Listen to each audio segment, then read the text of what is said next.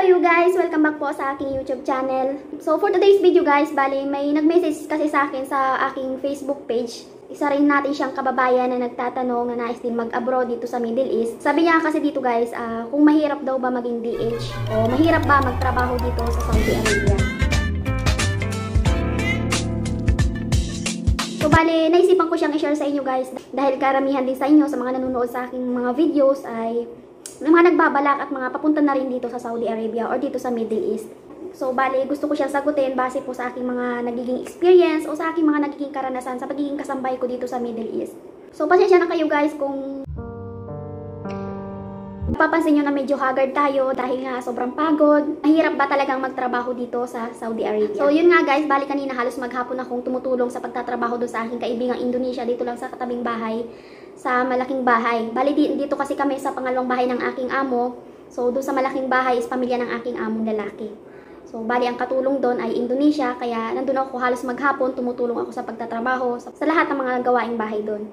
Siyempre po, wala namang madaling trabaho at wala namang maalwang trabaho lalo na dito sa Middle East.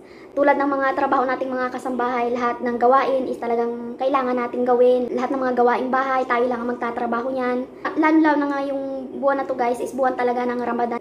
Kaya sobrang lalong nakakapagod talaga. Doble-doble ang mga trabaho. Bali, ngayon ko lang talaga sobrang na-experience yung at naramdaman yung sobrang pagod. Sa mga hugasin pa lang na mga pinagkainan, talagang punong-puno ang kusina. So, hindi ko siya pwedeng i-video guys dahil hindi naman bahay namin yon. Saka, andun yung may-ari ng bahay, pabalik-balik siya sa kusina. So, bali, hindi ko naman na siya na-i-video para rin ma-share sa inyo. Bali, siguro mga 3 oras akong nakatambay sa lababo at sa kakahugas ng mga plato, lahat ng mga pinaglutuan, lahat ng mga ginamit sa pagbibake, lahat ng mga pinagkainan at pinag-inuman ng mga kape nila, mga tsaa nila. So, bali lahat guys, ako lahat yung naghugas. Kasi sabi ko doon sa kaibigan kong Indonesia, ako na lang maghuhugas. Kasi siya na kanina nung siya ay nagluluto, nung mga nagluluto siya ang katulong. So, yun nga, hindi naman ako nakatulong sa pagluluto dahil mayroon akong alagang bata. Bali, pabalik-balik din ako doon. Nagtumutulong, bumabalik dito para sa bata. So, kaya sobrang nakakapagod talaga. Kung sa mahirap guys, is talagang mahirap. Yun naman ang goal natin guys, diba? Kaya tayo pupunta dito sa ibang bansa para magtrabaho. So, wala namang mahirap, basta meron tayong pangarap. Kumbaga is lahat ay kaya natin, lahat kaya natin gawin kahit gaano karaming trabaho, kahit gaano kahirap yan. Is kaya natin para lang sa ating mga pangarap, para sa ating pamilya. So, yun na nga guys, gusto ko i-share sa inyo, lalo-lalo na sa mga baguhan pa lang na pupunta dito sa Middle East or dito sa Saudi Arabia. Huwag niyong i-expect na pagdating nyo dito is talagang madali lang yung mga magiging trabaho ninyo dahil kumbaga is i-consider nyo na talagang mababa na talaga yung inyong mga katawan sa pagtatrabaho dito. So, swerte kayo kung yung mga amo ninyong mapupuntahan ay maliliit lang yung bahay. Kumbaga is maliit lang yung member ng kanilang pamilya. Katulad ko guys is maliit lang naman yung bahay ng aking amo, saka apartment lang siya. Bali, ang pinakatrabaho ko lang talaga is more on sa mga bata. Kaya na-share ko rin sa inyo guys dito. Bali, unang Ramadan ko pa lang ito dito sa Jizan. Dati is nasa Riyadh ako. 2 Ramadan yung naranasan ko doon. So, which is talagang nagulat talaga ako at na-shock ako sa sobrang dami ng trabaho dito guys. Maraming trabaho dahil maraming tao dito, maraming bisita. Bukod pa dyan is talagang matrabaho dahil nga sinasabi ko sa inyo, bukod ang haya ng babae, bukod ang haya ng mga lalaki. So, sa pag-prepare pa lang guys, sa paghahayin is sobrang nakatrabaho na.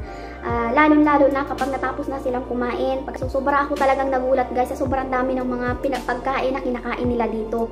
So, bali, isang haba siya guys. Sobrang haba niya na talagang may iba't iba sari-saring mga pagkain ang manakahayin. So, bali, talagang punong-puno ang kusina ng hugasin. At hindi ko rin talaga alam kung ano yung uunahin kong hugasan. So, yun nga, naawa na rin ako sa aking kaibigang Indonesia kanina. Dahil nga, kulang na kulang talaga siya sa tulog. Bukod pa dyan, napakarami talaga niyang trabaho. Yun pa namang sobrang laki ng bahay na pinagtatrabahuan niya. Bali, 3 palapag siya guys. Kaya, sobrang nakakapagod talaga. Kaya, kapag pumunta kami dito sa padalawang bahay ng aking amo, talagang tinutulungan ko siya sa mga gawaing bahay niya, sa paglilinis, sa lahat na. Nakakaawa talaga guys. So, kung ikaw nanonood na pupunta rin dito sa Middle East, malas ka kapag ganitong sitwasyon yung nadatnan mo dito. Mga ganito yung mga magiging amo mo. Yung kitang-kita ko talaga na may ginagawa siya is tawag dito, tawag doon na kumbaga is natataranta na siya na hindi niya alam kung sino munang uunahin niyang sundin, kung ano yung unang niyang gagawin. So, bali hindi na siya matapos-tapos sa kanyang ginagawa. So, sila naman, hindi sila makapag-utos sa akin dahil hindi naman sila yung amo ko. Yung katulong talaga nila ang kanilang tinatawag. Kung guys, parang ginagawa guys na robot. Ganyan yung mararanasan nyo dito, lalo na kapag Ramadan, yung mga magtrabaho dito. So, bali hindi lang yung Ramadan guys, sa pang-araw-araw na mga magiging trabaho ninyo dito. Kapag yung talagang yung amo ninyo is walang pakiramdam, kumbaga is ang turing na sa inyo is parang isang robot, walang pakialam at walang pakiramdam na napapagod ka rin, na gusto mo rin pa mahinga, na nasasaktan ka rin sa bawat pag-utos nila, na medyo pasigaw pa, na medyo nasasabihan ka pa ng asura, nasasabihan ka pa ng bilisan mo, dalian mo, dali-dali ka, hanggang sa natataranta na siya, hindi na niya alam kung ano talaga yung uunahin niya at gagawin niya.